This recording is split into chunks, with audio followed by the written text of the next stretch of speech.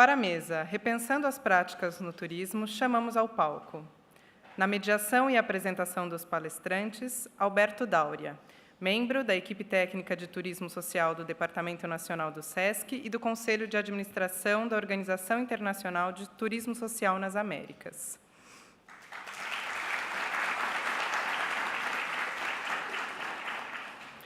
E os debatedores, Carlos Humberto, representando a Diáspora Black,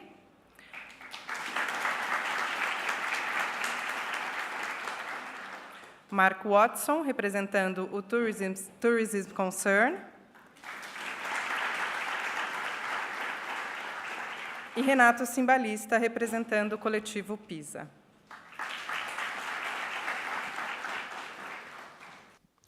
Boa tarde. Ficou alguém ainda ou alguém foi almoçar? Sobrou gente para a gente. Bom, pessoal, boa tarde. Em primeiro lugar, eu queria agradecer o convite do SESC São Paulo para estar mediando essa mesa. Na verdade, é uma oportunidade para a gente discutir uma temática importante e ela, na verdade, para a gente é mais importante essa participação porque faz parte de uma comemoração de 70 anos de uma instituição que eu sou suspeito para falar, mas que eu sou apaixonado, e grande parte de vocês aqui também. Então, antes da gente dar um início, e a gente vai ter que fazer um esforço aqui, porque a última mesa foi muito boa, subiram o sarrafo para a gente antes do almoço, então a gente vai ter que mandar ver aqui agora.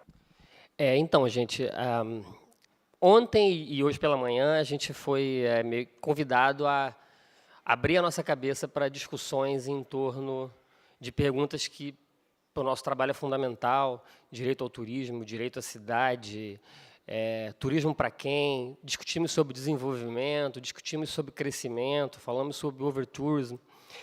E aí, caminhando para a finalização do evento, entrando para a tarde, acho que é importante a gente iniciar pensamentos sobre alternativas a essas situações, práticas possíveis que possam contribuir para que a gente diminua, mitigue um pouco dos impactos negativos que a gente sabe que a nossa atividade provoca.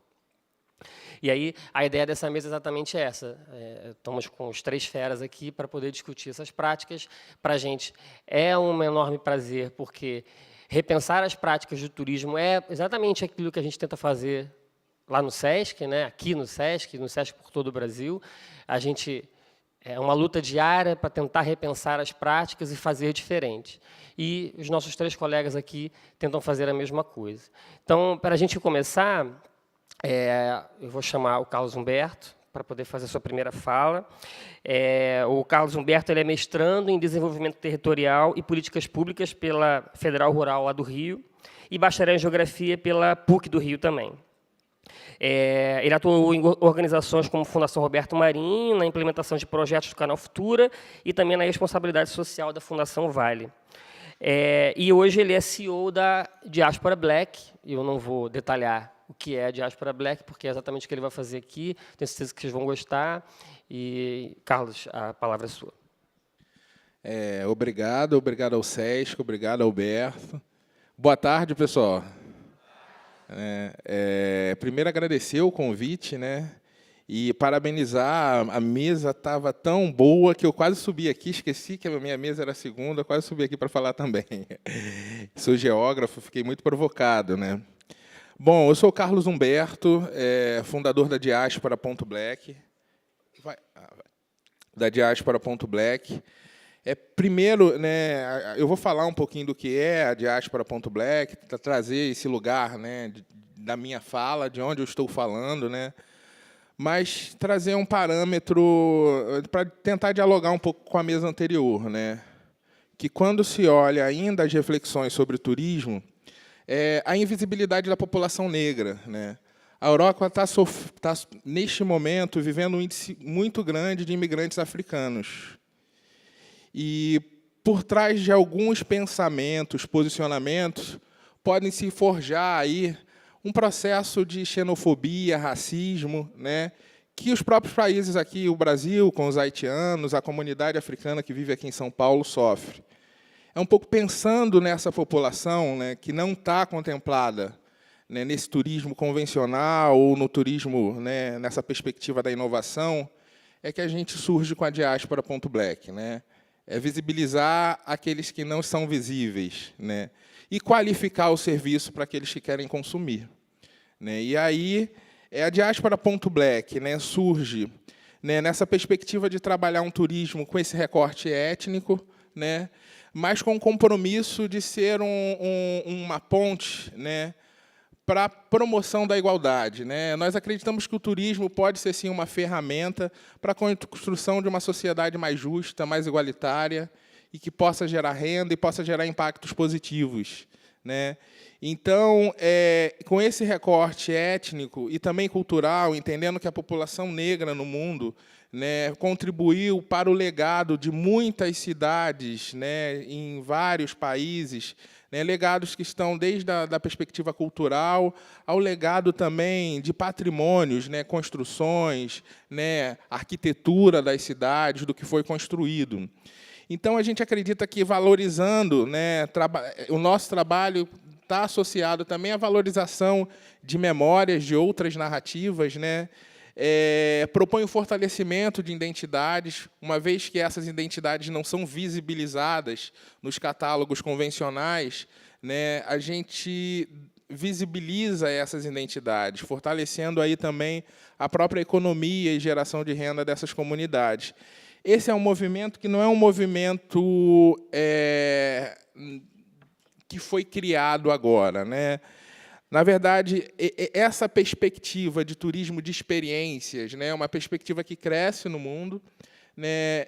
Acho que nós estamos num momento que o turismo é muito mais que pau de selfie, né?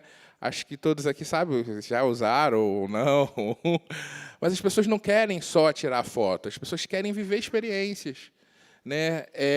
E isso vem crescendo a tal modo que já é uma perspectiva em muitos países, né? O fomento desse mercado de turismo, né? Nos Estados Unidos é um movimento aí entre os viajantes, né? 71% buscam viver experiências nas cidades, e um movimento que já tem uma participação econômica muito significativa, né? E uma crescente aí curva, né, de crescimento desse mercado de experiência, né, mundial. Né, pensando um pouco, né, esse parâmetro das experiências, né, as experiências na comunidade negra norte-americana, os afro-americanos, né, que são uma população de 13%, né, do país, mas elas já acontecem já há algum tempo, né, já acontecem em cerca de 17%, que é uma fatia muito pequena ainda, mas que já produz uma participação econômica significativa, gera 48 bilhões aí por ano. Negros, comunidade negra, que buscam a valorização de suas histórias, né? Criam movimentos, né? Tem um dos movimentos mais exponenciais é o Black Travel Movement, que são grupos, né, da comunidade negra que buscam conhecer histórias relacionadas às suas origens, às suas identidades, o que outras comunidades já fazem. A comunidade judaica faz isso, né, e outras comunidades já fazem. E é um movimento que vem crescendo, né, e os principais destinos dessa comunidade afro-americana são as capitais Rio e Salvador, né, entendendo que são as cidades mais negras brasileiras, que produzem né, dentro do calendário de eventos do país, os maiores eventos estão nessas cidades, né, estão relacionados com a comunidade negra.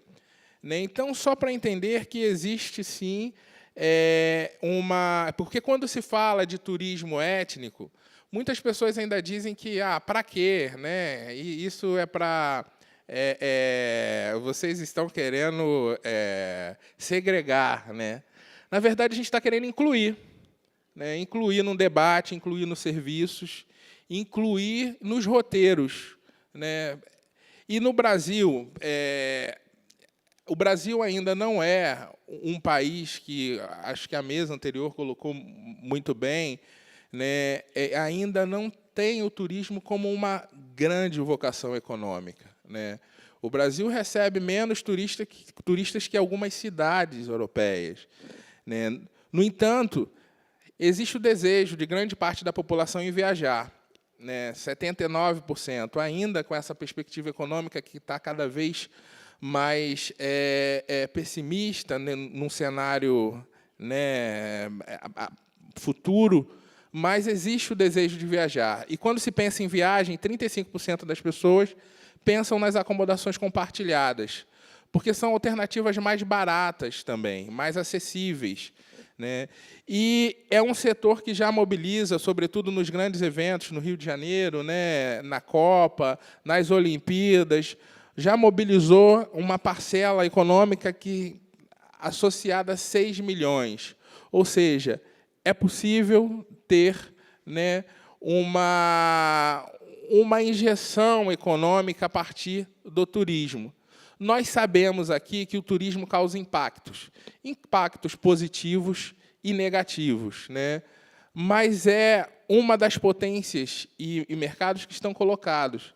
A questão é como nós podemos nos apropriar e criar um turismo responsivo, criar um turismo que tenha responsabilidade e crie aí legados positivos, né?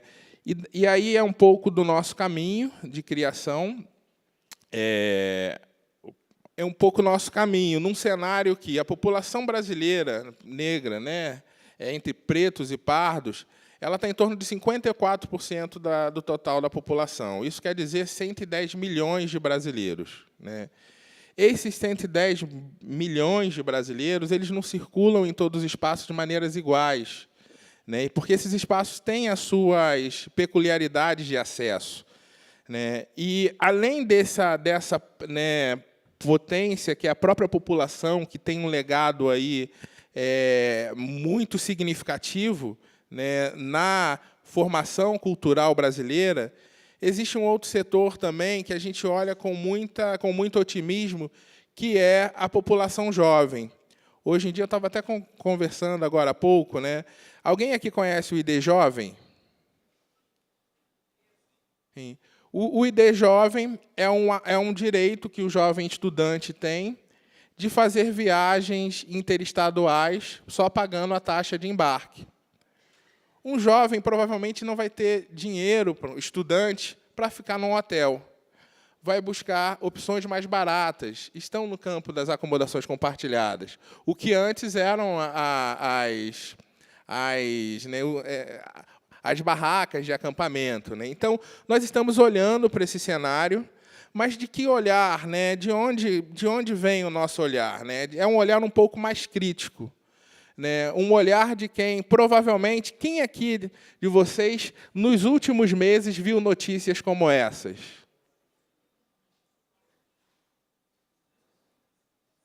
Essas notícias estão colocadas no nosso cotidiano, né? Essas notícias, nós, negros, não só estamos lendo nos jornais, mas nós vivenciamos no nosso cotidiano, né?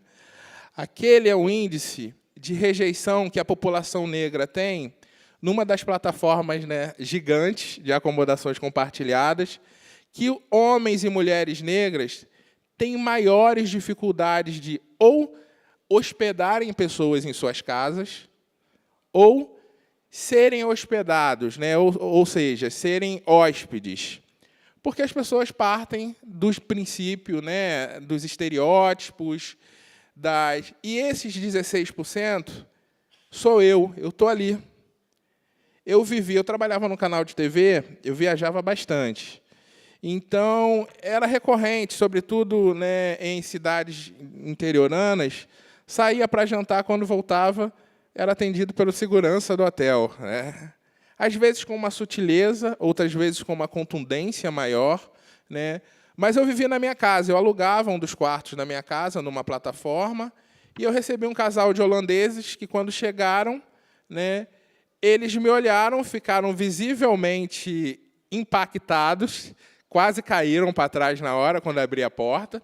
Eles não falaram absolutamente nada, eu mostrei a casa, mostrei o quarto, eles entraram, fecharam a porta. Eu desci para comprar algumas coisas, porque eu morava, né, num bairro no Rio que é muito turístico. Eu morava no centro do bairro.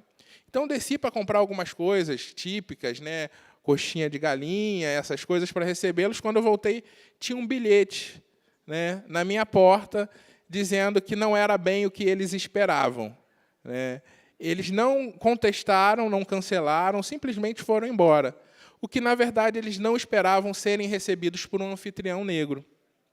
Então, essa situação que acontece, né, no nosso cotidiano e que não está pautada só nas relações pessoais, nas relações sociais, está pautada também nas relações virtuais. Aqui é uma pesquisa feita nessa própria plataforma que mostra que ainda em bairros, né, que têm o maior índice de anfitriões negros, foi uma pesquisa feita em bairros afro-americanos, né, Harlem. Ainda os bairros que têm o maior índice de anfitriões negros não são esses anfitriões que mais recebem hóspedes. E aí eu pergunto a vocês, por que seria? Por que seria? É porque existe um movimento dos próprios algoritmos que não favorecem, que é a seleção natural, tecnológica, que não favorecem os anúncios, que não favorecem os perfis de usuários e clientes negros. Então, esses usuários e clientes negros, que sou eu, né, e toda uma população brasileira, né, não pode ficar refém, né, de serviços que não são qualificados para me receber, de estruturas que não estão pensando na nossa inclusão de maneira séria e de maneira transversal. E, por isso, eu me juntei a alguns amigos, né, alguns profissionais, para criar a Diaspora.black, né?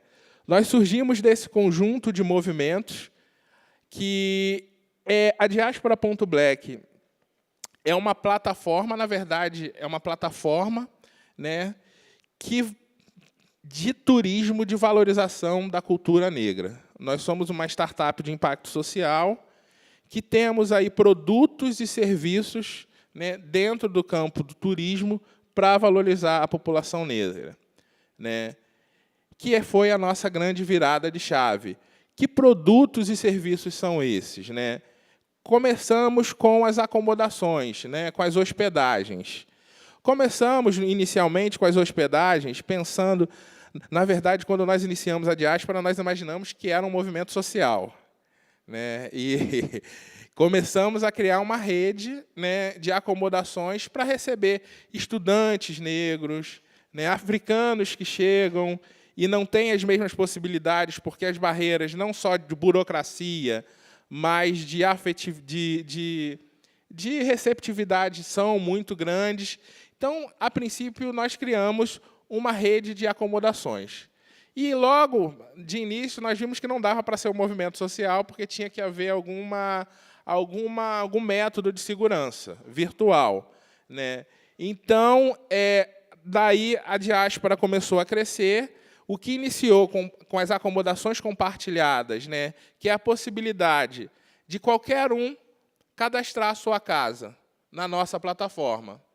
Só que quem cadastra a sua casa na nossa plataforma para acolher alguém está se cadastrando numa plataforma que valoriza a população negra. Ou seja, você está pactuando com o compromisso de receber uma mulher negra, um jovem negro, um homem africano, sem ter nenhum tipo de preconceito ou nenhum tipo de resistência. Então, começamos com as acomodações compartilhadas, logo começamos a ter demandas de hostels, pousadas, que pactuavam com esse mesmo compromisso, né? E aí entendemos que uma coisa é você cadastrar a sua casa e outra coisa é um estabelecimento comercial. Como a gente pode garantir que um estabelecimento comercial vai ter toda a equipe comprometida com o valor da plataforma. Então, nós entendemos que a única forma da gente garantir seria produzir um treinamento, né, um preparo. Então, as pessoas que entram na nossa plataforma têm a segurança de buscar acomodações, hospedagens, que não vão viver nenhum tipo de preconceito, né? Acomodações que lhe oferecem a segurança de ser recebido com receptividade, com afetividade. Então, nós desenvolvemos o selo para esse treinamento de estabelecimentos comerciais. O selo Diaspora.black é um curso, né, de qualificação para o setor turístico para recepcionar a população negra, né? Ou seja, além, né, da gente não ser, né, contemplado, né, nos roteiros, não é só nos colocar nos roteiros turísticos. O setor precisa estar preparado para nos receber como consumidores. Então, o selo, que é um produto que nós estamos lançando aqui em São Paulo também, e as experiências, que nós vamos lançar a primeira experiência no dia 7 de julho. O que são as experiências, né? As experiências é a possibilidade de criar pontes com a comunidade negra, de valorização de histórias que não são contadas, né? De espaços que são criminalizados, marginalizados, de histórias que são invisibilizadas, como a história da Liberdade, o bairro de São Paulo, que nacionalmente ou internacionalmente é conhecido como um bairro japonês, mas que o legado da população negra está escondido, né, nessa nova construção. Então, o que a gente oferece com as experiências é a possibilidade de conviverem, de viverem, de criar pontes com a comunidade negra. A primeira experiência que estamos lançando, né, a primeira de algumas já esse ano, será em São Paulo, né, que é um lugar fantástico, né? Quem aqui já visitou um quilombo? Já passou um dia no quilombo? Né? É uma comunidade quilombola, além de ser uma comunidade de resistência, né, é uma comunidade que tem muito a ensinar às nossas, né, aos nossos cotidianos sociais de cidades, né? Porque são espaços altamente colaborativos. A gente está discutindo espaço colaborativo, a gente precisa ir lá ver no quilombo, onde o espaço é de todo mundo, cada um tem um papel, cada um tem o seu compromisso, e fazem tudo de maneira, né, simbólica também, tem muitos elementos das, né, tradições africanas. E essa primeira experiência será num quilombo que ele está à beira de uma praia, né, e dentro de uma área, de uma APA, né? Então, é um lugar belíssimo, que é o Quilombo da Fazenda, em Ubatuba. Vai ser no dia 7.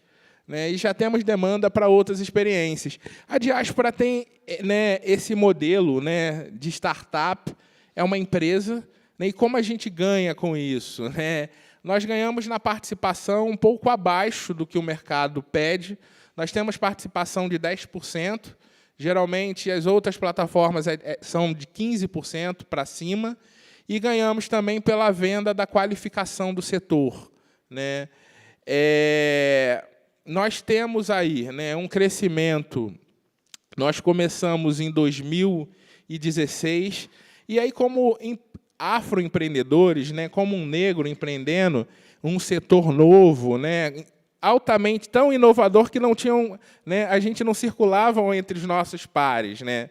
Começamos com esse desafio em 2016, primeiro se entendendo como movimento social, depois se entendendo como startup, e aí fomos compreender o mercado, né, e aí entender, né, como Milton Santos lê por uma outra globalização, né? De que maneira a gente podia se apropriar dessas ferramentas para criar uma ponte de valorização das nossas histórias, fortalecer a geração de renda e criar perspectivas, sim, de enfrentamento ao racismo. Então, nós, para se apropriar dessa ferramenta, tivemos que passar por algumas escolas, né? Com empresas que fazem acelerações, com empresas que dão formação para empreendedores em tecnologia. Hoje nós estamos aqui em São Paulo, no Facebook, nessa parceria, e, a partir daí, estamos conseguindo um crescimento um pouco maior. Mas ainda somos pequenos. Tá?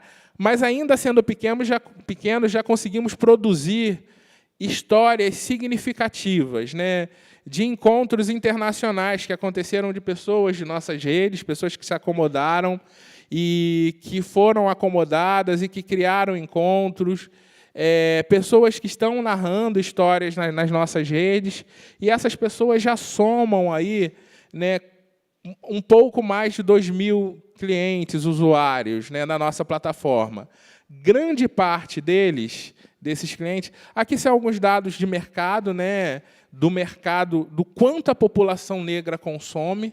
A população negra tem uma participação no PIB de 1/3 do PIB, só que é uma população que ainda tem poucos produtos aí, serviços que valorizam e que são oferecidos. Na verdade, a gente cria, né, dentro desse setor, dentro desse cenário, uma oportunidade para a economia brasileira ao ver que os negros também estão nesse mercado consumidor, né? E um mercado que nos Estados Unidos já mobiliza e que a gente tem uma potência muito grande, juntando, né, população negra e turismo. O que a gente pode potencializar no Brasil, né, pode ser muito favorável para o enfrentamento da pobreza e da desigualdade, entendendo que a população negra está na base da pirâmide da pobreza, né? E quais são os impactos que a diáspora .black vem gerando, né? Primeiro, 74% das nossas usuárias, das anfitriãs e viajantes, são mulheres, né? A grande maioria mulheres negras, mas temos um índice significativo de mulheres não negras. Elas entendem, numa plataforma como a diáspora.black, a segurança de que vão viajar e vão se hospedar num espaço em que não vão viver nenhum tipo de preconceito ou nenhum tipo de assédio, ou seja, encontram na diáspora a possibilidade de segurança, porque vê que é uma plataforma comprometida, né? Além da gente ter uma associação direta, né, com o decênio do afrodescendente, né, estabelecido aí por órgãos internacionais, entendendo que a população negra no mundo precisa, assim, de ações que valorizem e que otimizem aí as suas histórias, e também alguns impactos associados às ODS, né, que está desde a superação da pobreza e da desigualdade, a geração de renda, né, a possibilidade, no campo das acomodações compartilhadas, né, de um acréscimo de 30% na renda mensal, ou seja, não substitui um trabalho, porém pode agregar aí uma participação importante na renda familiar, né? E esse é um dos slides mais importantes, né? É difícil vocês verem um time de uma empresa assim, que reflete esses 110 milhões de brasileiros, né? Esse time é um time muito maior, é que no dia não coube, nem todos estavam aqui em São Paulo, mas esse time de todos assim guerreiros, todos insatisfeitos como consumidores, né? O Antônio foi jornalista do Estadão, o Antônio foi jornalista aqui em São Paulo e foi morar no Rio e alugou um dos quartos lá de casa, né? E aí nós começamos a conversar, porque ele contou a dificuldade que ele tinha de se acomodar, de conseguir alugar um espaço, né, no Rio de Janeiro. E os argumentos eram os mesmos, né? Marcavam com ele, depois diziam que já tinha alugado, e a gente começou a conversar sobre isso. O André, que também é um gênio, né? Ele criou uma cadeira de rodas que é super inovadora, né? Foge com todos os padrões, né? É o gênio da nossa equipe, que já vinha trabalhando com isso também, com a comunidade negra há algum tempo. A Cíntia, que foi muito interessante. A Cíntia trabalha, né, ainda hoje ela se divide, numa das maiores empresas hoteleiras do mundo. Ela é gerente de marketing lá. E o dia que ela viu a nossa plataforma, ela entrou em contato e começou a contar um pouco da história dela, dizendo que ela era a única mulher negra que trabalhava no andar e o quanto foi difícil para ela, né, deixar de alisar o cabelo, sobretudo indo para o espaço de trabalho que ela ocupava. Então, hoje, ela também é a nossa gerente de marketing, né, e está integrando a nossa equipe, e a Priscila, que vem somando aí nos últimos meses, chegou para dar um pequeno apoio e está com a gente, que é uma pessoa sensacional e super, né, a pessoa das planilhas. Por que eu acho esse slide interessante? A gente está falando de valorização da cultura negra, né? E aí a gente volta para o nosso cotidiano e muitas vezes olha para um lado e para o outro, sobretudo nos nossos cotidianos mais elitizados, não tem negros. Qual é o gap disso? Não é que não tenham negros profissionais, é porque a gente não está colocando a lente, né? Que lente nos cabe, né? Nós estamos tão condicionados a olhar o mundo sobre uma lente colonizadora, com as mesmas referências, e a Diaspora.Black convida cada um de vocês a olhar a nossa sociedade por outra lente, né? E nós acreditamos que, com isso, a gente consegue, sim, garantir uma sociedade mais justa, mais igualitária e menos racista. Se a gente cria pontes entre a comunidade negra, se a gente fortalece essas identidades e valoriza essas histórias, a gente caminha aí para uma sociedade melhor. Obrigado.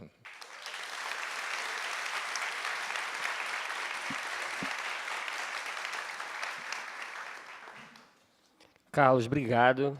É triste, né, quando a gente ainda se depara com questões assim, mas, ao mesmo tempo, a gente fica muito feliz de ver iniciativas como essa que tentam responder às questões tão urgentes assim. Eu já teria perguntas para te fazer, mas, para garantir que todos tenham espaço para a sua fala, e a gente vai deixar, então, para o final, eu já vou passar a palavra para o Renato. O Renato Cimbalista é arquiteto, urbanista e professor livre-docente da Faculdade de Arquitetura e Urbanismo da USP, Universidade de São Paulo. Foi professor visitante em universidades também em Paris, e hoje ele integra também o Laboratório para Outros Urbanismos e o coletivo PISA, que é sobre esse coletivo que ele veio conversar conosco. Vocês vão ver que tem uma relação muito forte com a discussão da mesa e também com o que o Carlos acabou de apresentar. Então, Renato, já de imediato, te passo a palavra. Obrigado. Muito obrigado. Obrigado aos meus colegas de mesa, organização do seminário, ao Turismo Social do SESC. Realmente é um privilégio poder participar dessa discussão. Eu sempre digo que o SESC é quase como se fosse a minha igreja. Eu realmente não vou à igreja, mas assim, a experiência mais próxima que eu tenho de lugares onde a nossa alma se desdobra, eu acho que são esses espaços do SESC aqui em São Paulo. Então, realmente queria agradecer muito a oportunidade, o privilégio de, mais uma vez, compartilhar minhas discussões, minhas ideias, porque, além de tudo, o SESC e os técnicos do SESC são alguns dos agentes que têm ensinado mesmo um monte de coisa para mim e para a sociedade como um todo, de respostas em relação aos desafios que o turismo e estar nas nossas cidades representam.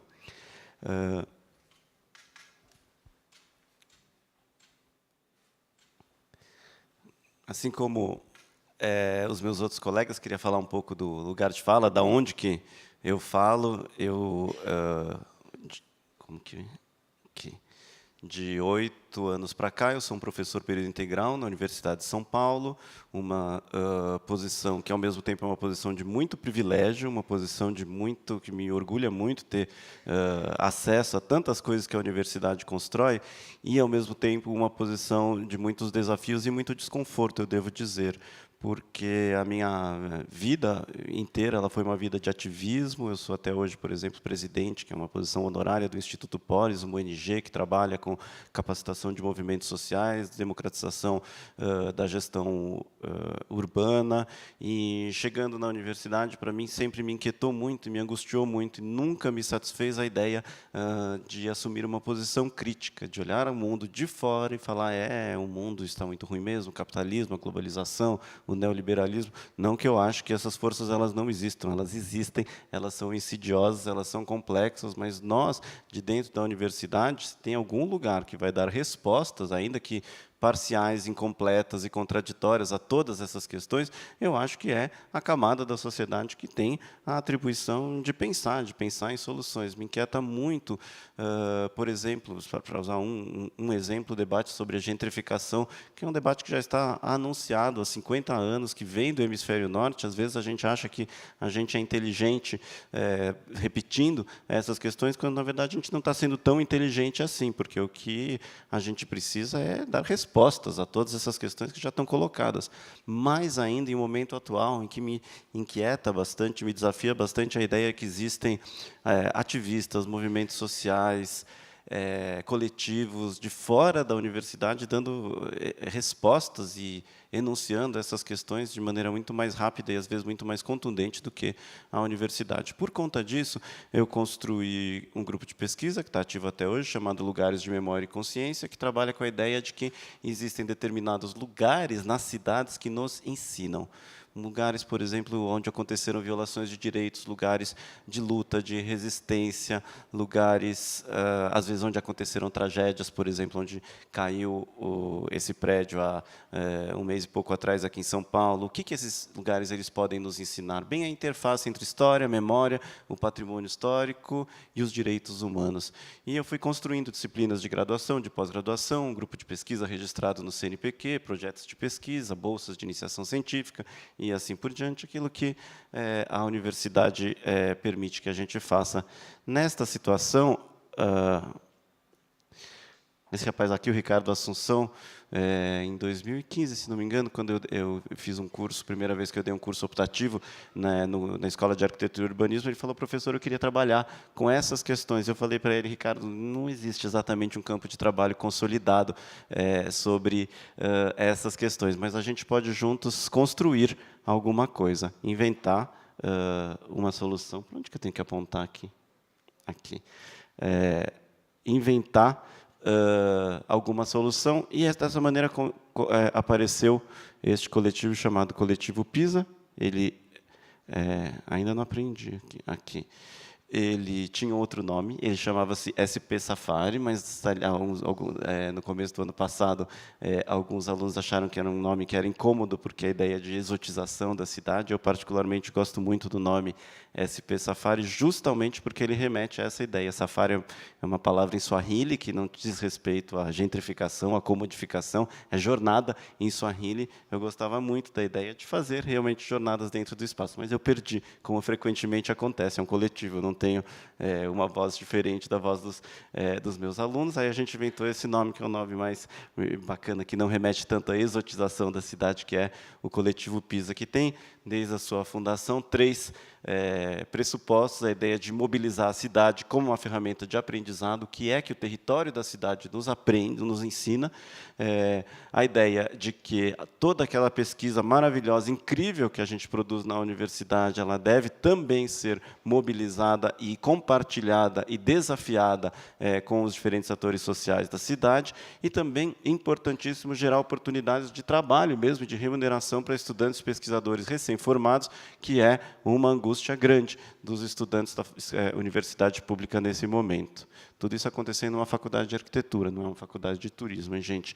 E eu fico muito, muito orgulhoso de dizer que, alguns 3 anos depois, o trabalho ele conseguiu andar para frente em todas as suas frentes. Nós estamos conseguindo, realmente, são dezenas de percursos, é uma demanda crescente, a ideia de que a gente consegue mobilizar a cidade de São Paulo, é nosso território, é um território infindável para o tipo de interpretação da cidade que a gente constrói. Então, alguns dos exemplos de percursos que a gente tem feito: às vezes a gente faz percursos em lugares turísticos bem clássicos, como, por exemplo, o pátio do colégio, a partir de outras perspectivas, mas a gente também gosta de trabalhar com temáticas que são temáticas complexas, contraditórias, difíceis, tensas e assim por diante.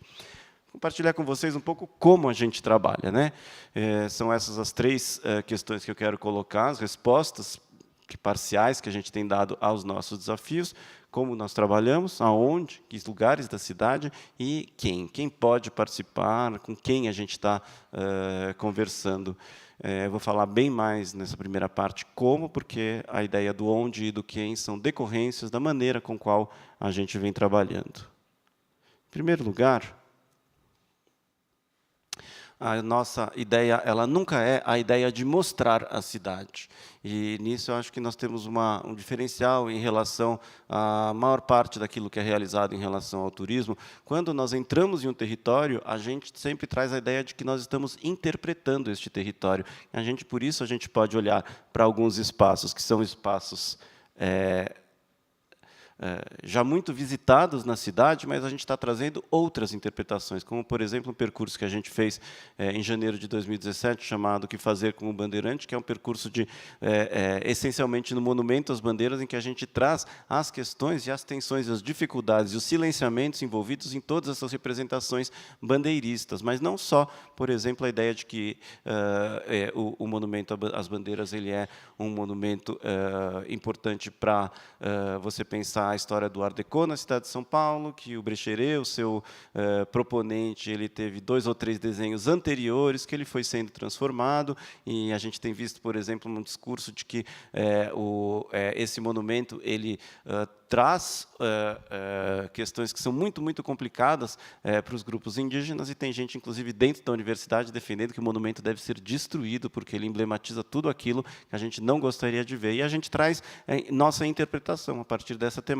Já me colocando, eu não acho que o monumento deve ser destruído, justamente porque a sua existência que nos permite problematizar, inclusive, todos os silenciamentos, a mobilização do instrumento como uma plataforma de protestos das populações indígenas.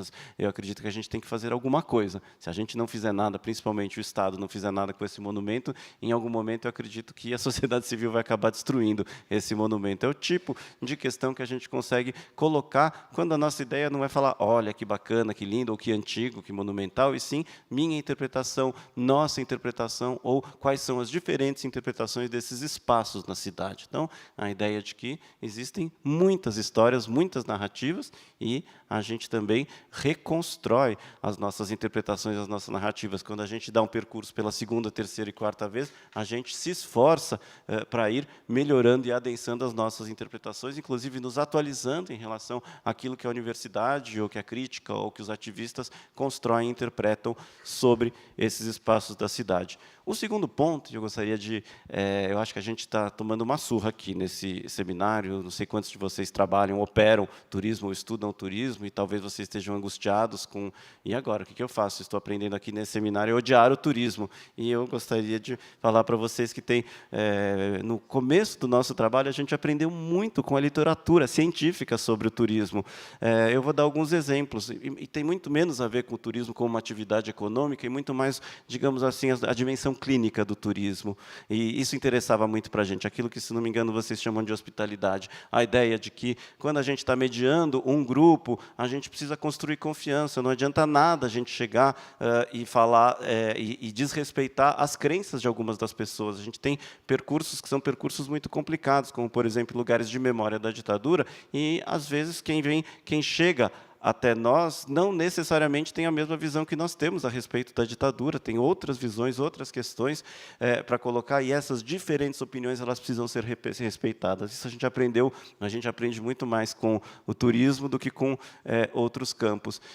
Independente do desconforto, essa cidade aqui onde a gente opera, ela é uma cidade muito desconfortável, a gente tem que criar uma situação de conforto. A gente não pode criar uma experiência que é uma experiência que, por mais que seja uma experiência intelectualmente interessante, que é uma experiência que é vivida por aqueles que trabalham que estão compartilhando esse espaço com a gente, entendem como um trem fantasma, como uma experiência desconfortável ou irritante. E o terceiro ponto é uma ideia de que o boca a boca é o mais importante. Não adianta a gente fazer propaganda do meu trabalho. O nosso trabalho vai funcionar quando alguém participa de algum dos nossos percursos, gosta, acha legal, acha bacana e recomenda. Tudo isso eu aprendi com a literatura do turismo, ou seja, não é para a gente jogar fora esse campo. O turismo, assim como qualquer campo, a antropologia, a sociologia, o urbanismo, pode negar direitos, pode violar direitos e pode operar a favor de processos de capitalismo, gentrificação e globalização e assim por diante. Mas o turismo também pode ser colocado com uma perspectiva mais redistributiva, virtuosa, de afirmação de direitos, assim como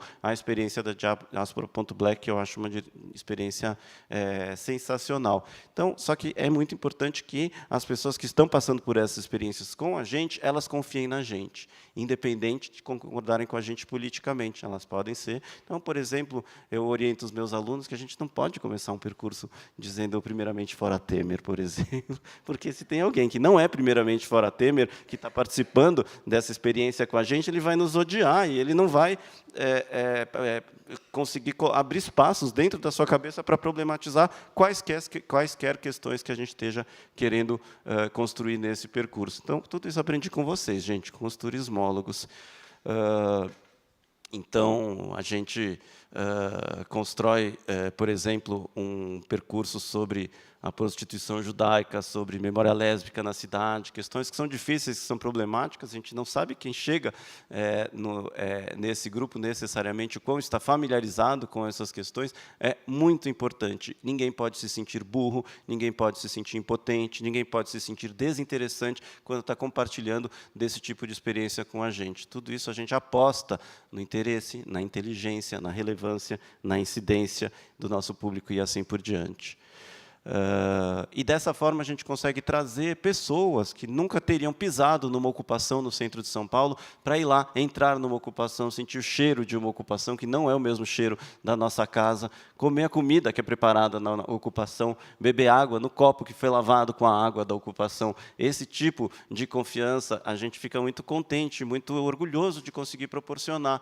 A gente acha que o nosso diagnóstico é que temos um problema de conversa entre diferentes neste país e no mundo, de uma forma geral, muito alimentado pelas redes sociais, e que, quando a gente consegue estabelecer diálogos entre diferentes, a gente está proporcionando uma experiência que é turisticamente impactante e politicamente também impactante, fora os aspectos pedagógicos de todas essas experiências. E a própria indumentária do turismo a gente, às vezes, tem utilizado, como, por exemplo, um percurso que a gente fez, e, olha, gente, o SESC é um dos nossos maiores contratantes. Praticamente tudo que eu estou falando aqui tem a ver com o SESC. Então, para não ficar falando, esse percurso foi o SESC Santana, esse foi o SESC Avenida Paulista, esse foi o SESC 24 de Maio, eu estou tirando o SESC de cada uma das apresentações e fazendo um agradecimento genérico ao SESC, que entendeu a nossa proposta, que realmente está conseguindo realmente viabilizar um espaço de trabalho muito legal e bacana conosco.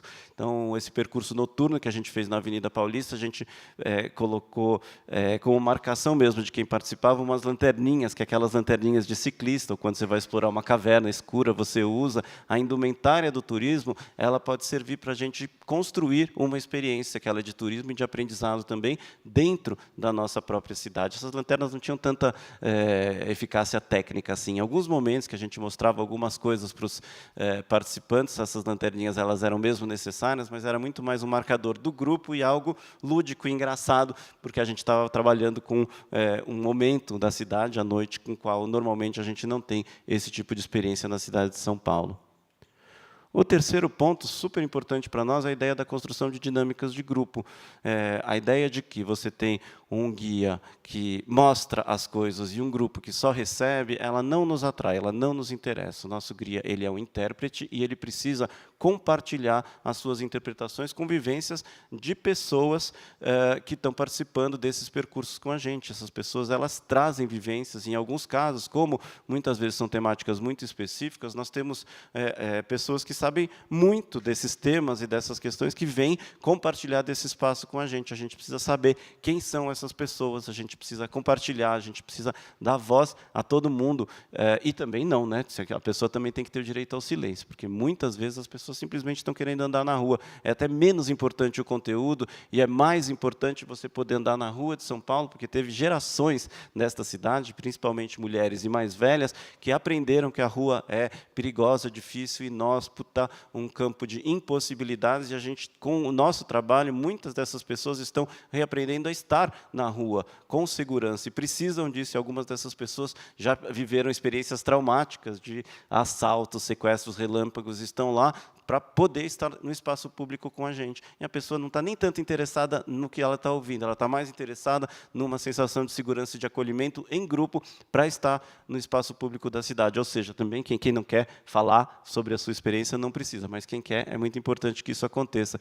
E são muitos os instrumentos que a gente tem usado. Por exemplo, esse percursos sobre a memória LGBT que a gente tem feito, a gente usa um instrumento super interessante, que são jogos de papéis. Cada participante do percurso ganha um crachá, e essa pessoa é uma personalidade importante para a luta LGBT na cidade de São Paulo. Então, a gente tem aqui Roseli Roth, o Celso Cunha, a Renata Peron, Andréa de Maio, Cacá de Poli, e um que é o vilão da história, que é o Walter Riquetti, que era um delegado que só violou direitos da população LGBT. E essas pessoas, elas são mobilizadas como participantes do percurso. Então, a pessoa já não é mais o João, a Maria, é o Walter Riquetti, ou a Renata Peron, ou o Celso Cury, e muitas vezes a gente constrói essa discussão. O que aconteceu isso com você, ou tragédias, né? Aqui você morreu, por exemplo. Pode acontecer esse tipo de estranhamento também, né? Porque a gente não apresenta a cidade como uma cidade bacana. Ela é uma cidade interessante, mas ela é tensa, ela é difícil, ela é repleta de questões. Então, por exemplo, nessa questão dos jogos de papéis, um percurso de memória lésbica no centro de São Paulo, foi uma série de percursos que a gente fez com o Centro de Formação e Pesquisa no SESC. A gente estava aqui na Galeria do Rock, onde uma escritora lésbica muito, muito importante, a Cassandra Rios, ela teve na Avenida São João a sua livraria, e, por exemplo, ela, Cassandra Rios, assim como uma das suas personagens de ficção, a Anastácia, era um dos personagens do nosso percurso. Então, a gente se permite, às vezes, misturar ficção, não precisa ser tudo documentário também, né? Anastácia, algum de vocês já leu Cassandra Rios, ou esse livro, Anastácia? Ninguém? Eu recomendo muito, é super interessante. Você já leu? Você leu Anastácia? É sensacional, né? Ela era uma lesbian chic, avant la lettre, e ela era uma assassina. Ah, não vou falar, não. Vou contar. Leiam, comprem.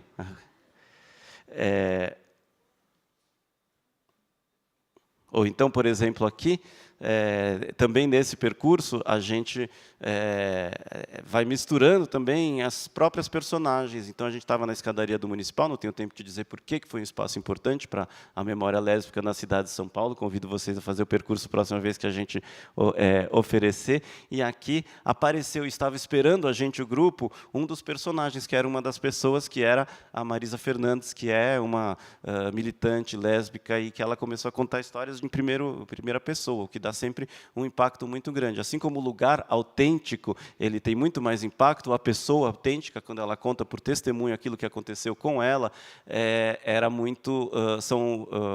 produz um impacto muito interessante. Fora a surpresa, né? Então, e aí a Marisa encontrou a própria Marisa, que era a pessoa que estava usando o seu próprio crachá. E aí ainda ela foi pegando os personagens, as 20 pessoas que estavam lá no caminho.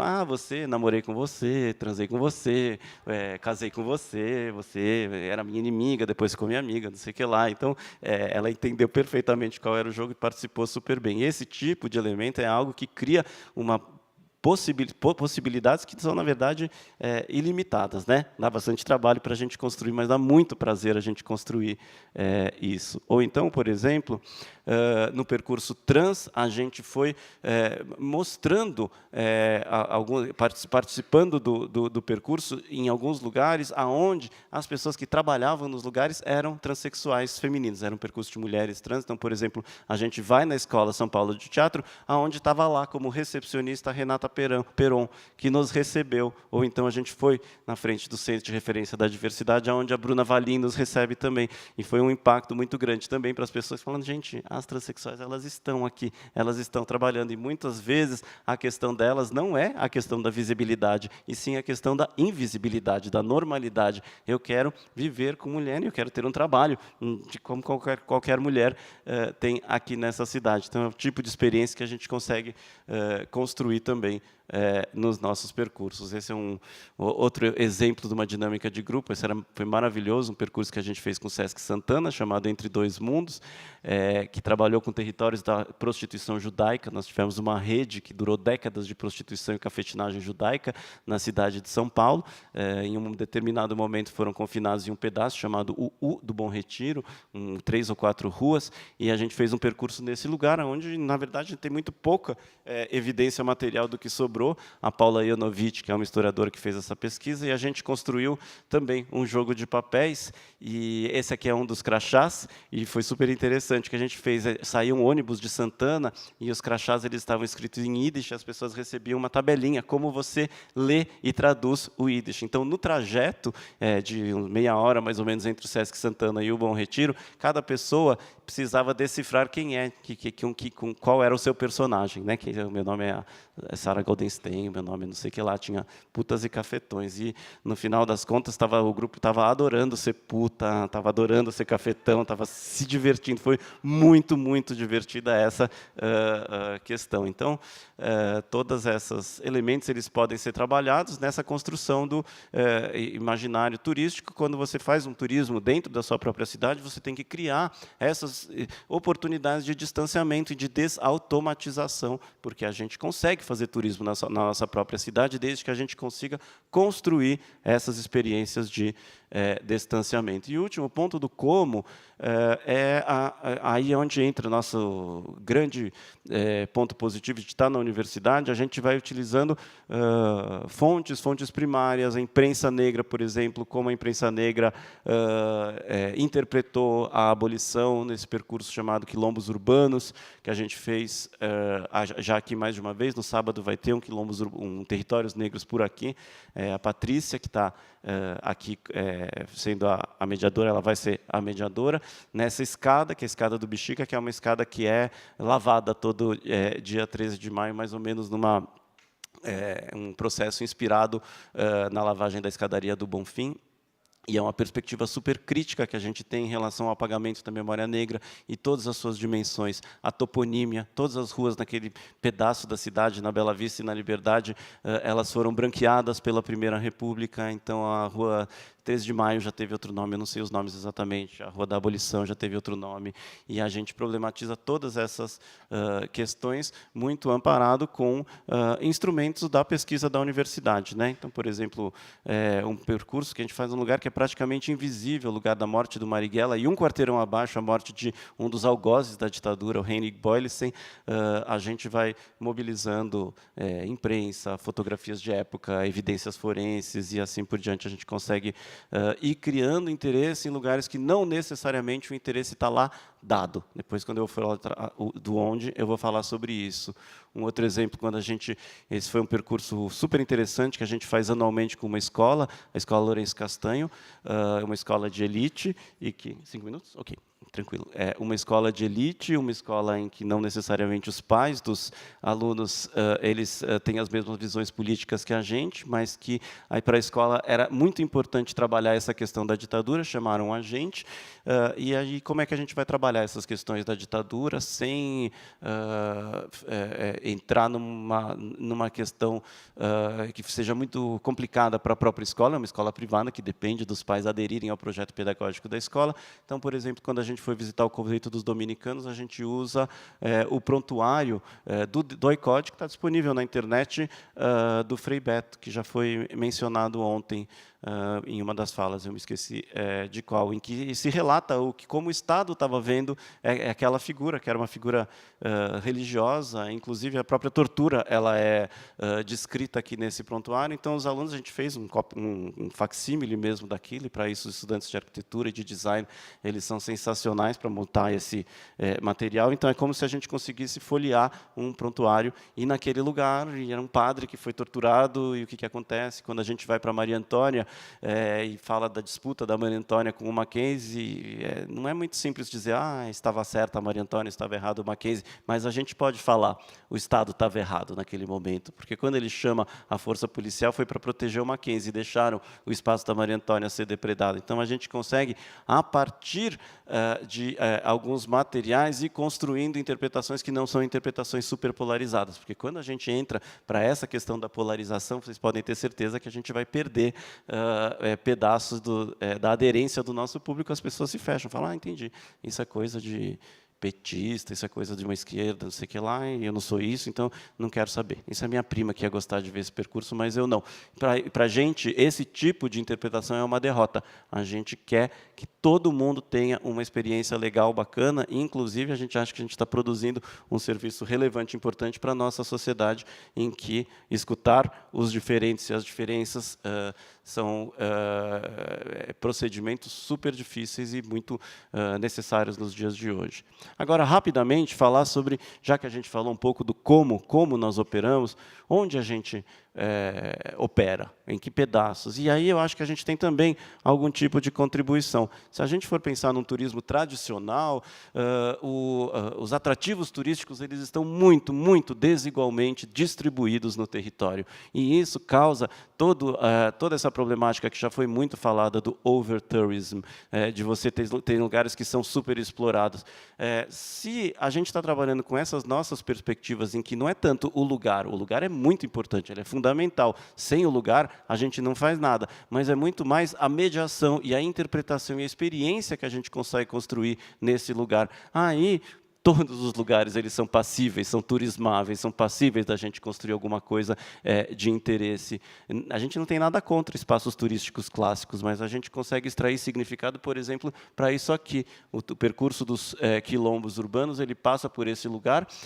O córrego do Saracura, que é um córrego que foi muito descrito, narrado, tem uma narrativa de um quilombo no Saracura.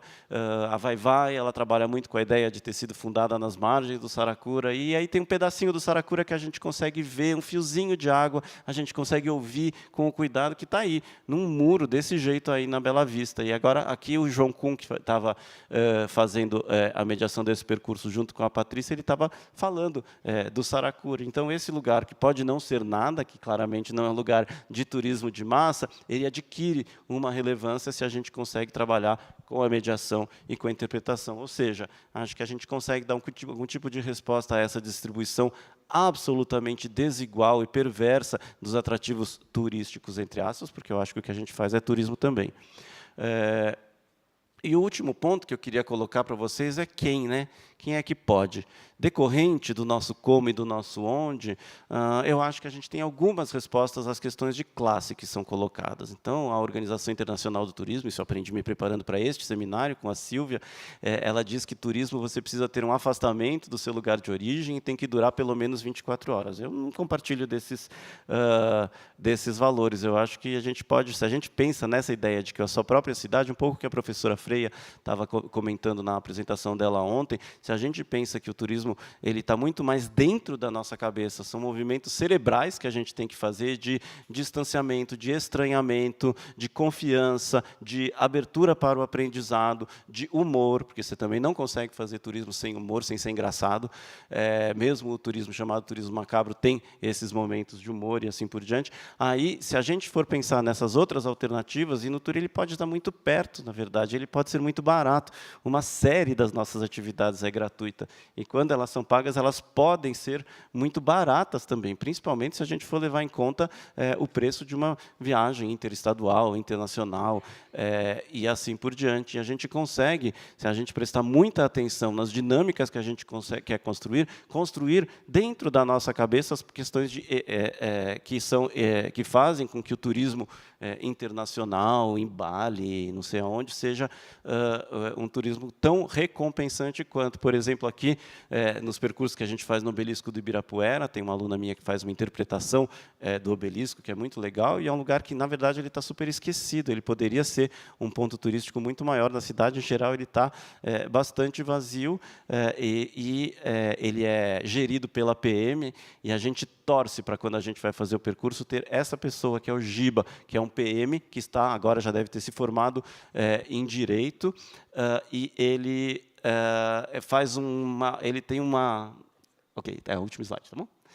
ele faz uma interpretação incrível da Revolução e ele fala muito da sua própria vivência como PM, o que é algo muito complicado. Eles falam, olha, não queiram ser PMs, não existe um PM suspeito, porque é uma estrutura militar, e se um general da PM diz que você fez alguma coisa, você vai para a cadeia. Antes de você ser processado, acusado e assim por diante, você já está lá condenado. E é o tipo de questão que, nesse lugar, numa experiência interessante, é um lugar totalmente imponente, é muito interessante. Tem foi uma programação que a gente fez com o SESC, especificamente esse percurso, tinha um cineasta que estava lá com a gente, super de esquerda, que contou uma história muito boa. Ele chegou de volta em casa e chegou para a namorada dele e falou assim, gente, você não sabe, tinha lá um PM maravilhoso, nananana, e a namorada falou, quem é você? O que aconteceu com você que você está aqui falando bem de PM? E na sessão seguinte, que era uma sessão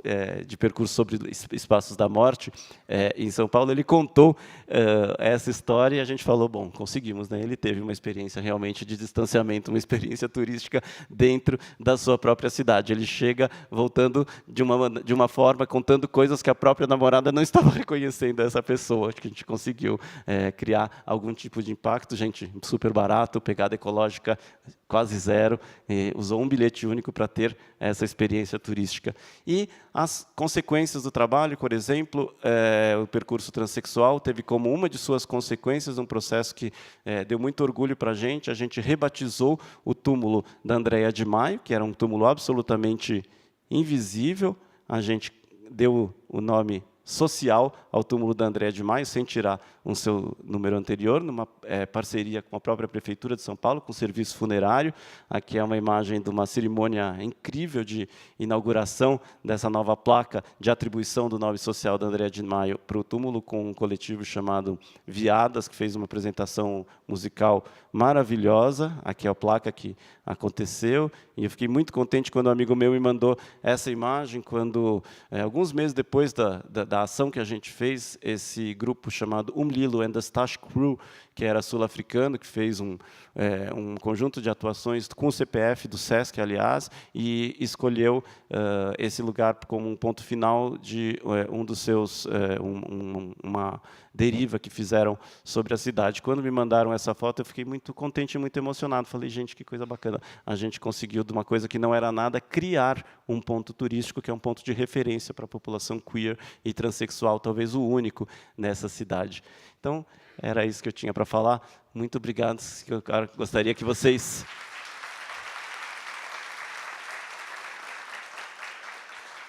acreditassem na atividade de mediadores do turismo que todos aqui vocês são ou estão querendo ser, porque eu acredito que existem muitas possibilidades dentro do turismo para a gente fazer todos aqueles princípios nos quais a gente acredita. Obrigado.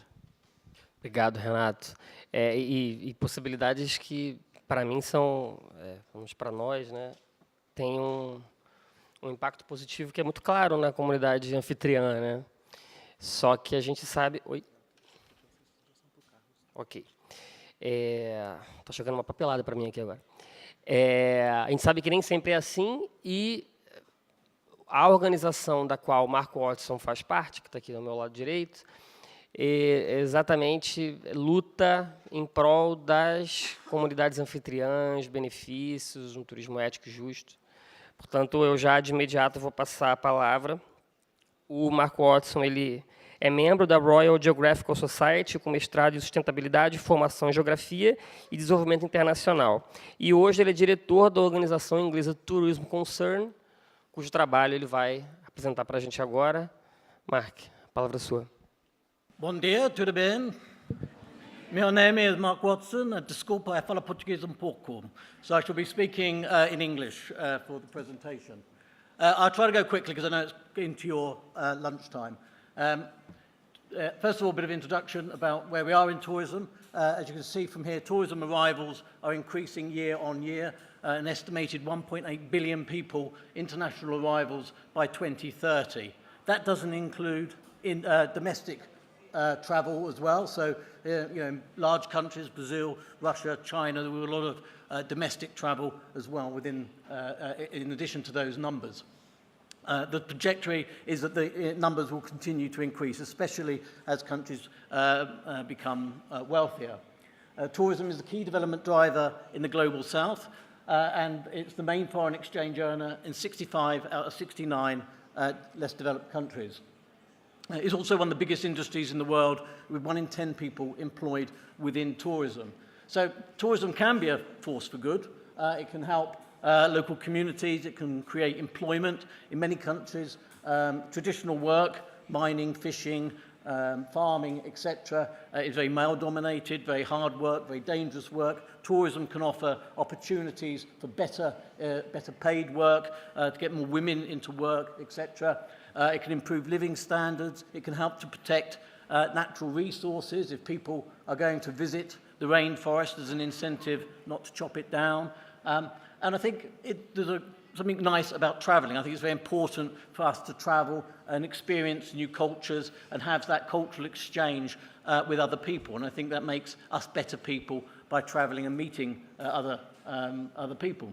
Unfortunately, a lot of tourism does the very opposite of that. Mass tourism often has little room for engagement with local communities. A lot of the jobs created are very poor jobs, very unstable jobs. Quite often the jobs are created are very low-paid jobs, whereas the high-paid jobs tend to go to overseas people. Quite often the profits that are being made in countries doesn't stay within the country. The all-inclusive resorts you see set up in the Caribbean and in Africa and other places, the World Bank reckon only about 10% of the money spent on that holiday stays within the local community. A lot of global corporations take that money out of the countries. So that's why Tourism Concern was set up. We were set up 25 years ago. We're a UK-registered charity and NGO. We campaign for ethical and fair trade tourism. We are independent. We're not funded by government. We're not funded by the industry. We are funded by individual donations, individual members who support our work. We want tourism that is ethical, fair, and a positive experience for both the travellers and the people and places that they visit. We want tourism that always benefits the destination communities. So why do we exist? Well, clearly tourism can be a force for good. Tourists have impacts. So what we sort of have some principles. First principle, as a traveller, we shouldn't take anything from the communities we're visiting. Now we've seen in Barcelona that local people are being evicted from their houses because of tourism. So tourism, the tourists are not to blame there. It's because the way the setup is done, they've got Airbnb, unregulated tourist accommodations. But the result of that is tourists are displacing people from the local community. In Bali, the golf courses in Bali for the tourists are using 3 million litres of water a day, while local people have to walk 3 or 4 kilometres to get water from a standpipe because there's not enough water for everybody, and those water resources are being diverted to tourists. So in that case, the tourists are taking resources away from local communities. A second principle is that we shouldn't exploit people.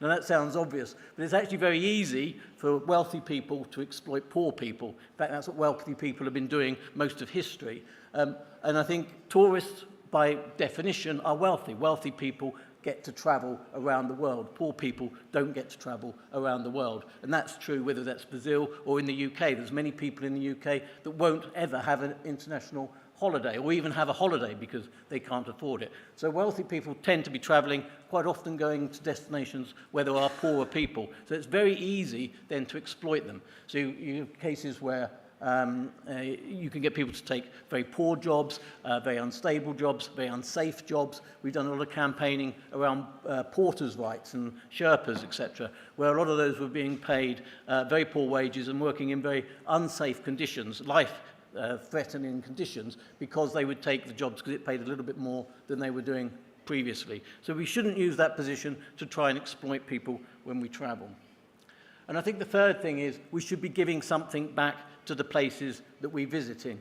Tourism should be a two-way relationship. It should be just as good for the tourist as it is for the destination community. So when we go there, we should be making sure that we make the places better when we arrive.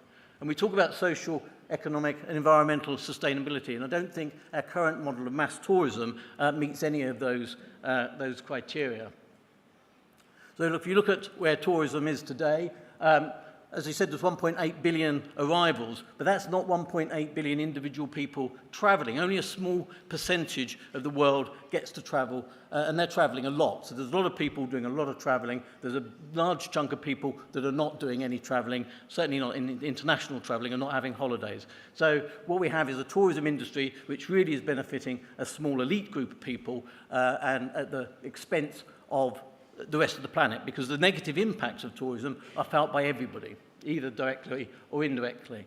So that raises questions about justice, and of course, tourism, for one of the biggest industries in the world, is a very poorly regulated industry. But it's poorly regulated on a national scale, an international scale, and even on a local scale, that we have very poor management of tourism, and that exacerbates those justice issues. So it widens inequalities, exploits workforces, displaces communities, commodifies cultures, depletes natural resources, and threatens future generations' enjoyment of that. And so we have a very short-termism within the current tourism industry.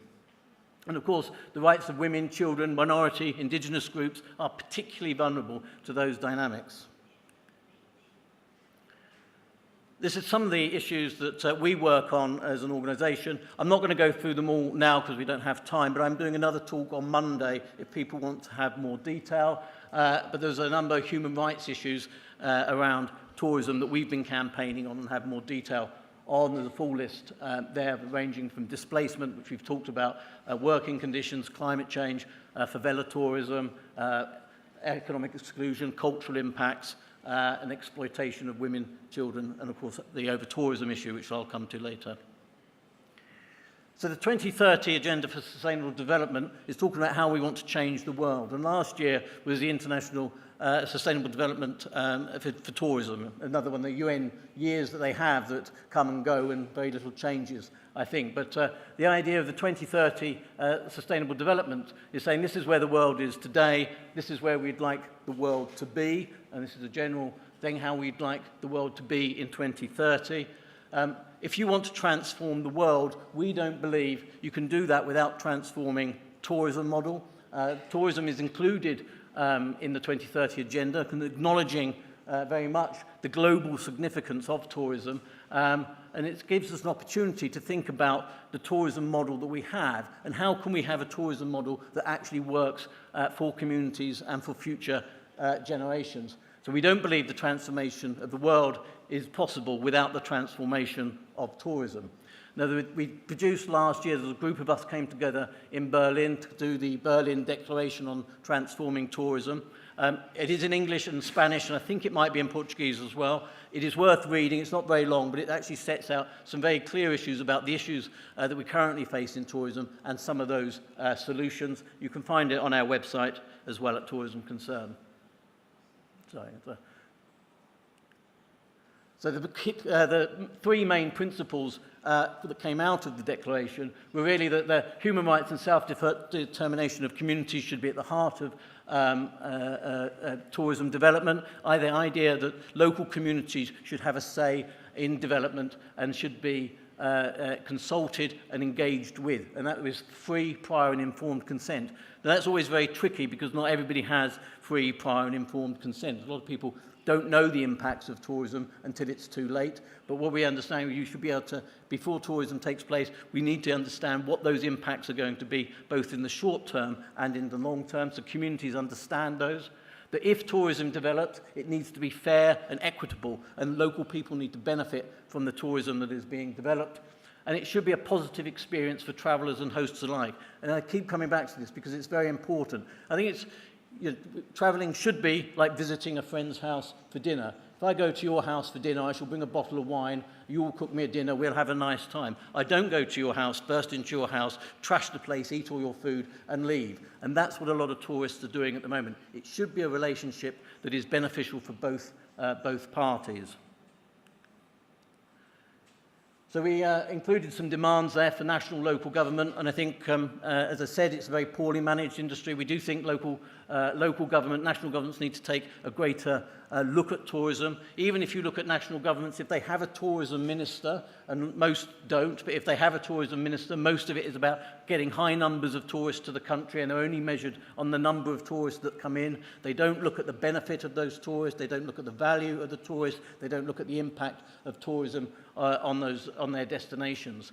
Freya mentioned the UNWTO, and I completely agree with Freya's point on the UNWTO. The UNWTO should be a body that enforces regulations, sets regulations, and makes the industry abide by those regulations. It is currently a trade body that promotes tourism. The last time I spoke to the conference, UNWTO, their view is we don't have to worry about sustainability because as the numbers go, somehow it will become more sustainable in time through new technology, etc. So they're not interested in looking at the impacts of tourism. They just think the current model is fine and it should just keep growing. And I think we need a different UN body if we're going to regulate tourism. Regulating companies is difficult enough.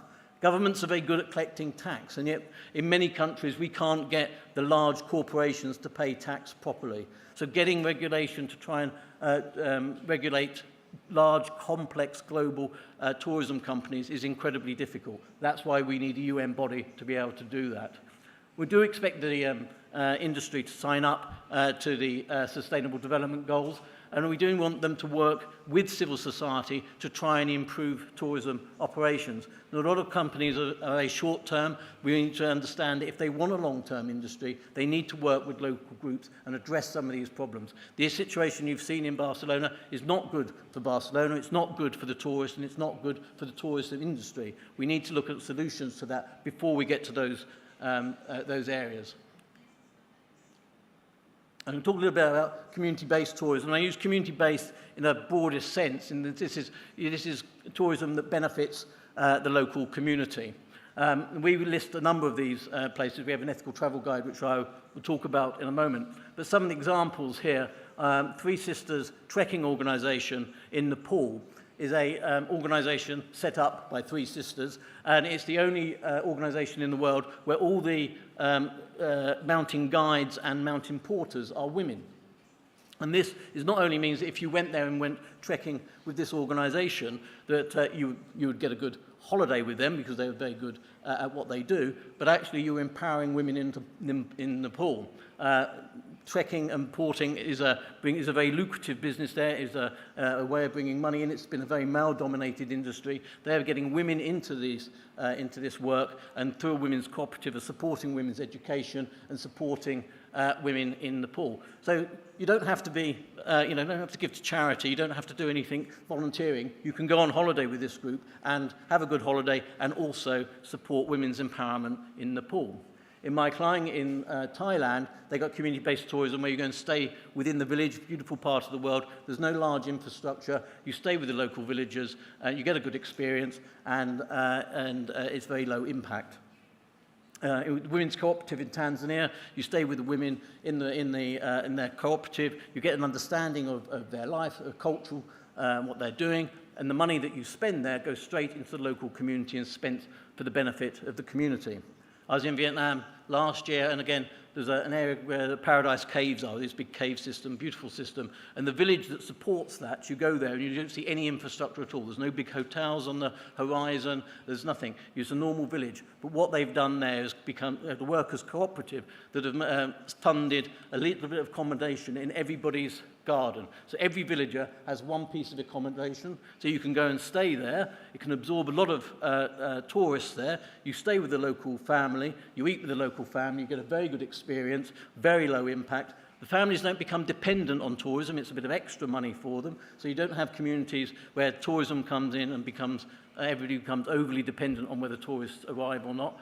And it's just a very good model of tourism. Very low impact. You can't see that it's a tourist resort, and yet it can absorb a large number of tourists without any impact on the community. The problem with those sort of places, and community-based tourism always gets a bad rap, is it's not very successful. Well, it's never going to be able to compete with large multinational companies. You know, the Women's Cooperative in Tanzania are not going to have a huge marketing budget. They're not going to have a flashy website. It is very difficult for them to reach out. But there are a lot of people that would want to visit them, and there are a lot of these initiatives around the world.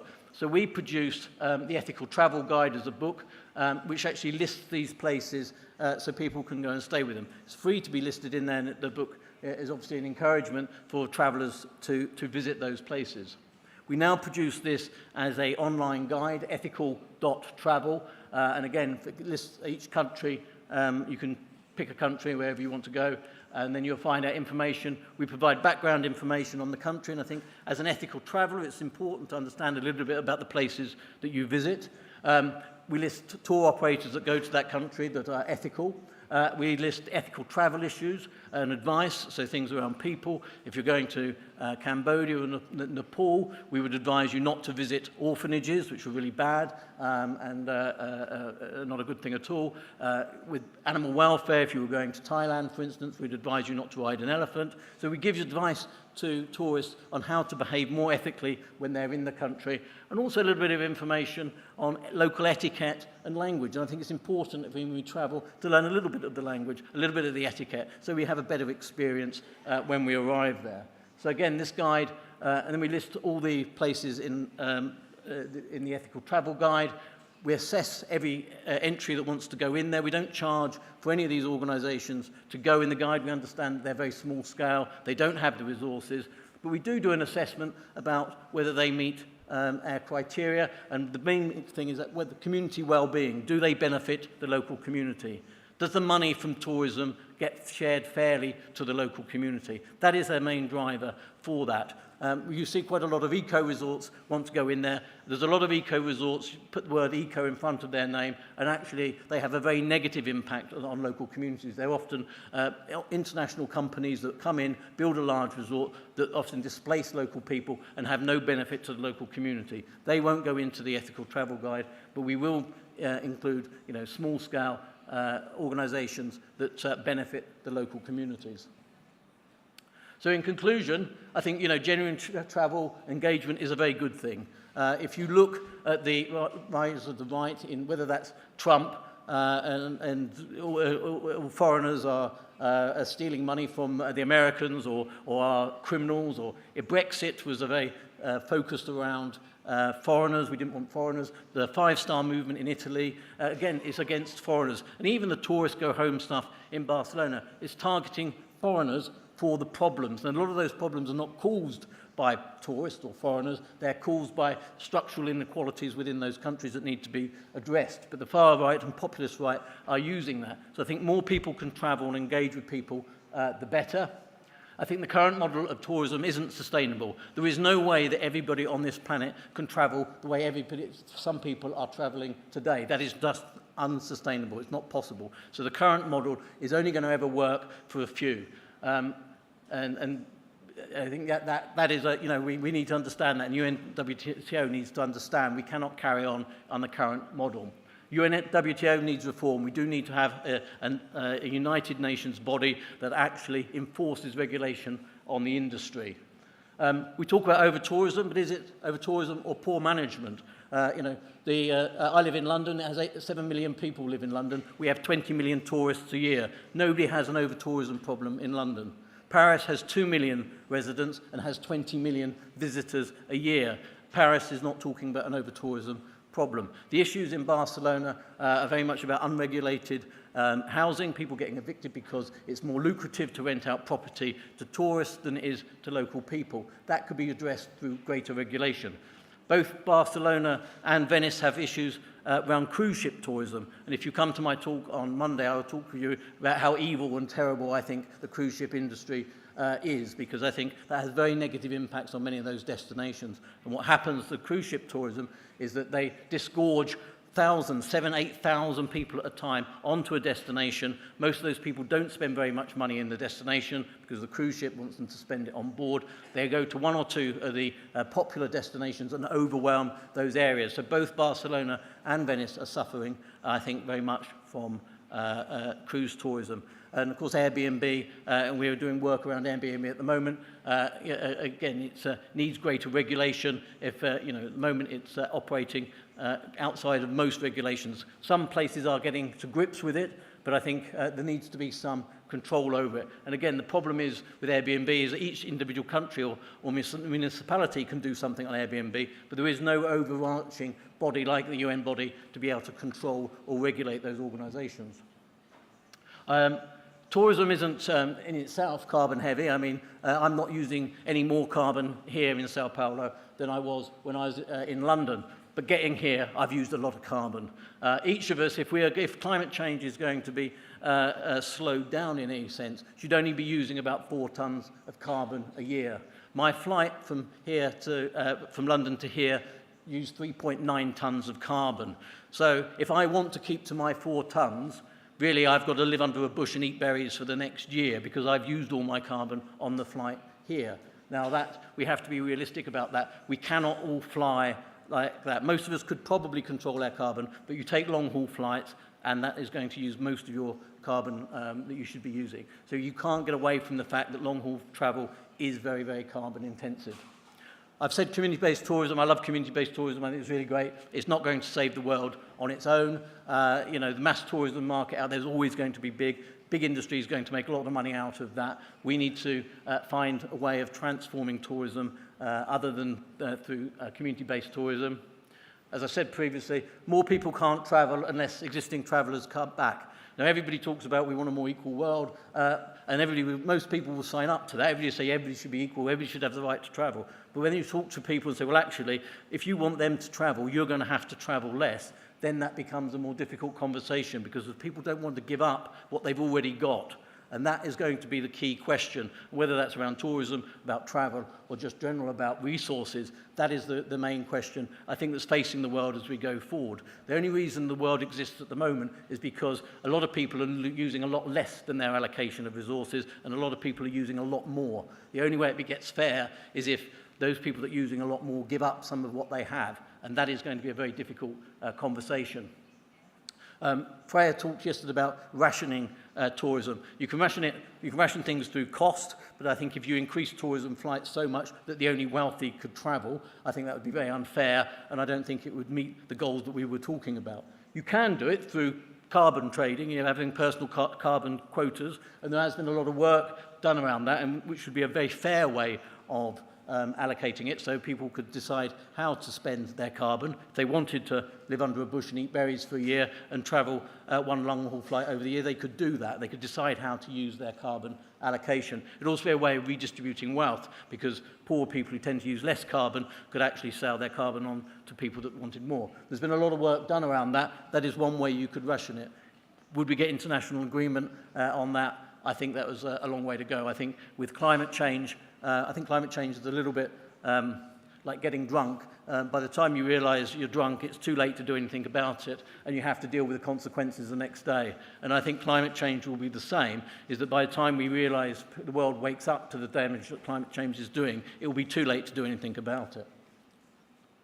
So I'm just going to finish now, and I think we do want to make the world a better place, and I think it's up to us to do that. I mean, the world won't become a better place if we don't do anything. The world won't change. It's people who will change the world. It's people like you, people like me, that can actually try to make a difference. We do want to make the world a better place. And I do believe that climate change is real and present danger. But actually, even if it wasn't, we're still going to make the world a better place by doing some of the things that we're doing. My final thought here, and I was talking to people last night about this, is I think at the moment, for a long time, the world relied on leadership from the US and Europe. Whether that's good or bad is debatable, but there were people that were stepping up and did try to lead the world in that sense. I think both Europe and the US, certainly the US, has abdicated all responsibility and doesn't want to do that, certainly under Trump. Europe, I think, is facing its own problems. The new economies that are emerging, the BRIC economies, China, Russia, India, and Brazil, this is where the future lies. And it's out of these countries that we need to see more leadership. And of those 4 BRIC countries, I think it is Brazil that actually offers the greatest hope. So over to you. Thank you.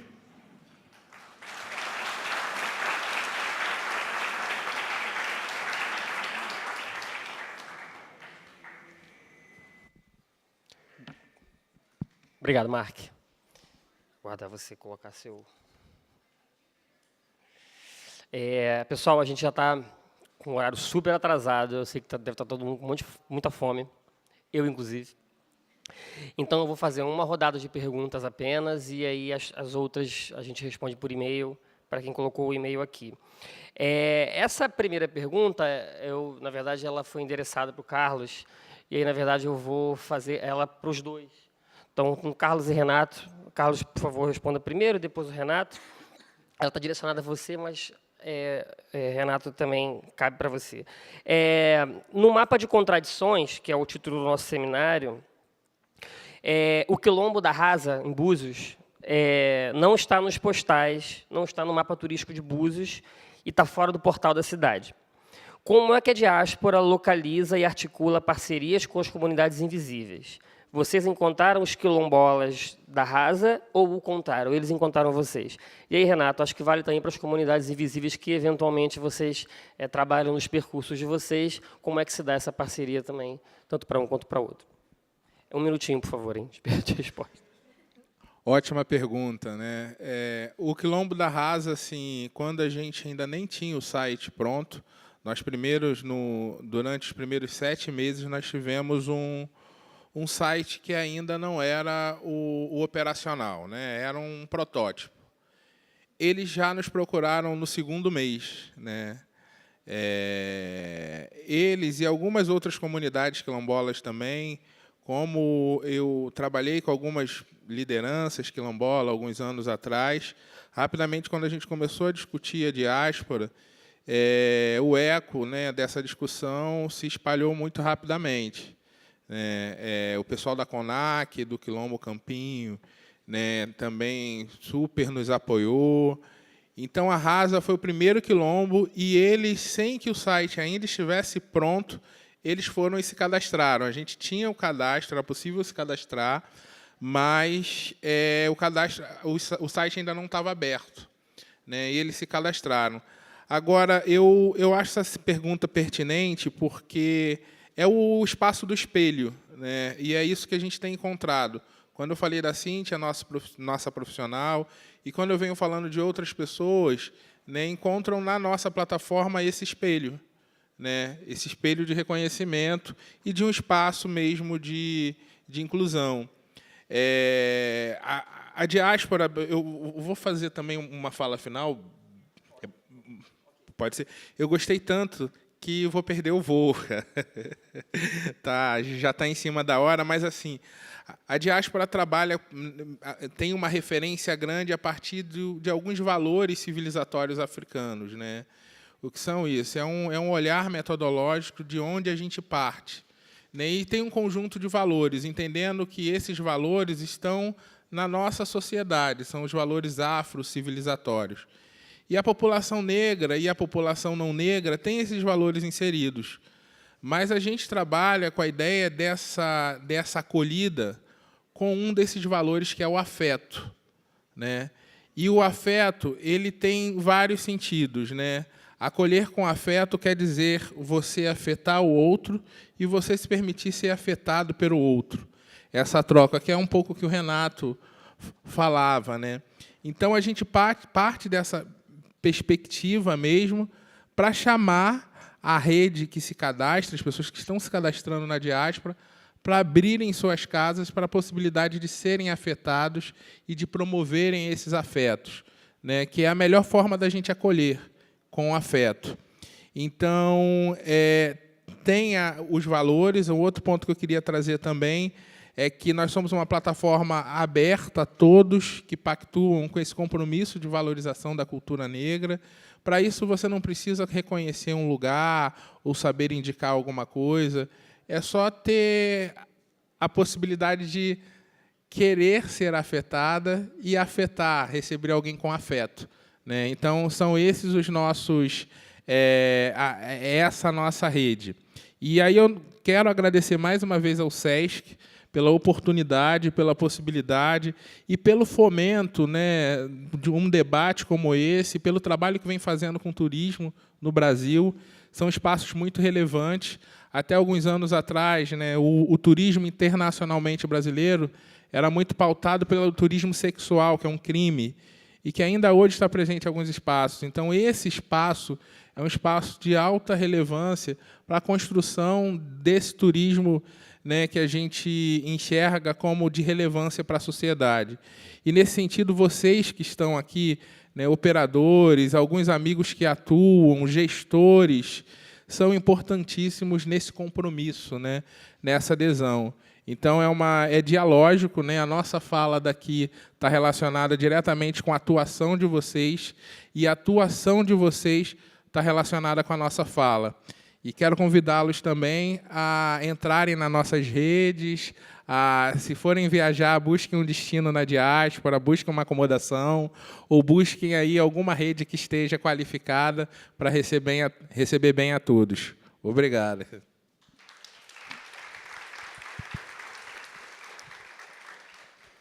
Sobre o cuidado que a gente tem ao entrar em uma comunidade. São muitos os cuidados, acho que tem mais a ver com o princípio de operacionalizar o nosso trabalho. Então, por exemplo, quando a gente recebe uma proposta de um percurso, a gente leva isso em consideração. Então, a Patrícia, que é negra, ela opera o percurso dos quilombos urbanos.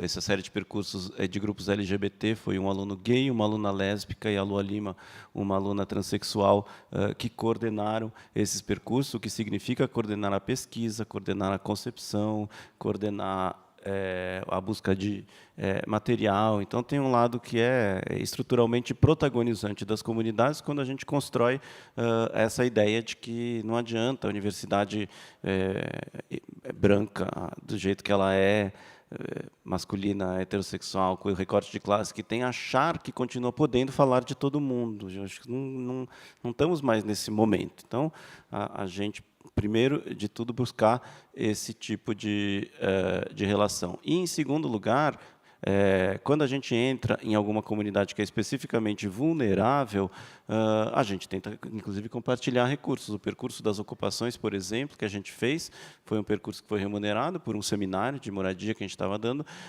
e a remuneração não era muito grande, ela era pequena, a remuneração, mas mesmo esta remuneração pequena a gente compartilhou, a gente dividiu com as pessoas da ocupação, porque, afinal de contas, eles estavam trabalhando também. E, claramente, eu estou vendo o retorno de comunidades mais vulneráveis em São Paulo, que é um enfado em relação à universidade.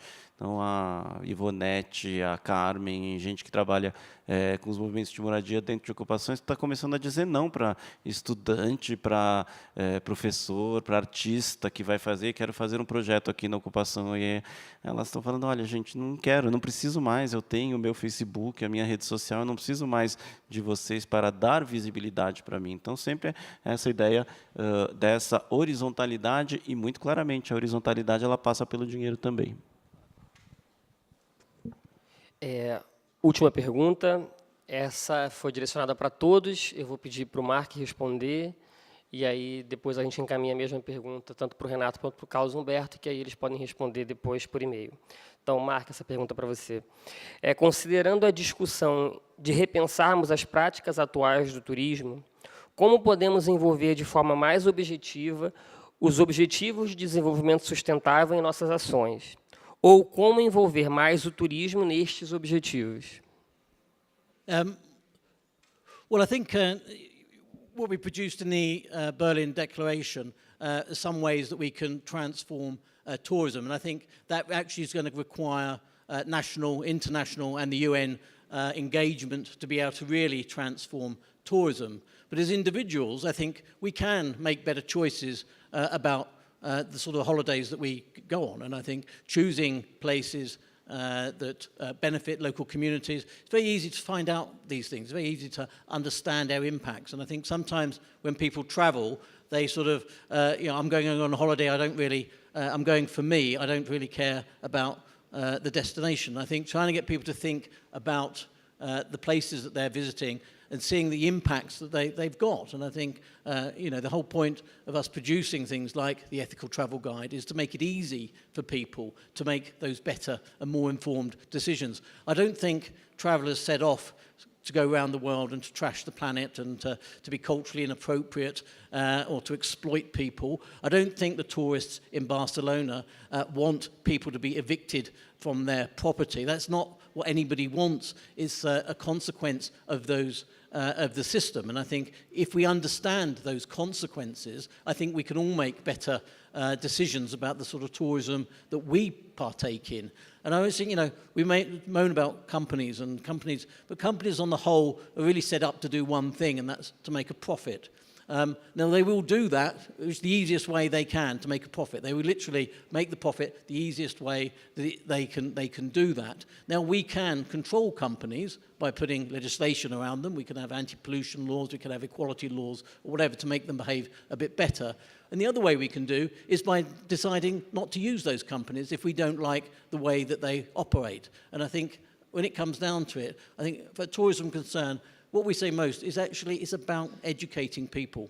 The more people understand the impacts of what they're doing, I think the better choices that they will make. I think most people will make good choices if they've given all the right information. And so that's really what we need to do, is raise awareness of these issues and the impacts with people. Obrigado, Mark. Pessoal, nós já estamos no laço. Eu queria agradecer a presença do Mark, a presença do Renato, e já agradecemos a presença do Carlos, que foi correndo para ver se ele conseguia pegar o voo dele. As perguntas todas vão ser respondidas por e-mail, todas elas, então a gente vai encaminhar para todos. Então não se preocupem com isso, ninguém vai ficar sem resposta. Pessoal, muito obrigado para vocês.